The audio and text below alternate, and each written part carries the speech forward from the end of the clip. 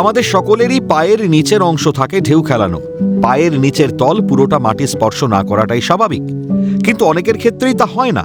পায়ের নিচের অংশ তাদের পুরোটাই সমান, সম্পূর্ণ পায়ের নিচের অংশ মাটি ছুঁয়ে যায়। বিশেষজ্ঞরা বলছেন একে বলে ফ্ল্যাট ফুট। আর এই ফ্ল্যাট ফুট থাকলে নানাবিধ সমস্যার সম্মুখীন হতে পারেন আপনিও। চিকিৎসকরা বলছেন ফ্ল্যাট ফুটের রোগের জন্য গোলমাল হতে পারে শরীরের ভারসাম্যের। রোজের জীবনে সাধারণ কিছু কাজ করতে গিয়েও সমস্যায় পড়তে পারেন আপনি। শুরু হতে পারে পায়ের তীব্র যন্ত্রণা। এই সমস্যা থাকলে কোনো রকম কার্ডিও ব্যায়াম করা যায় না, ফলে এই সমস্যা সামগ্রিক ফিটনেসের ওপরেও প্রভাব ফেলে। কিন্তু রেহাই মিলবে কিভাবে, জেনে নিন চিকিৎসকদের বক্তব্য। প্রথমেই বলে রাখা ভালো, ফ্ল্যাট ফুটের সমস্যার জন্য শুরু হবে জুতোর সমস্যা।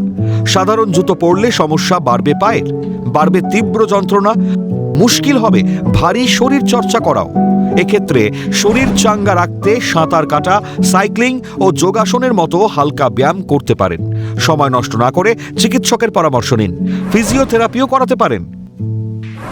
টো কার্লস, টাওয়েল স্ক্র্যাঞ্চেজের মতো পায়ের ব্যায়াম নিয়ম করে করলে রেহাই মিলবে ফ্ল্যাট ফুটের সমস্যা থেকে।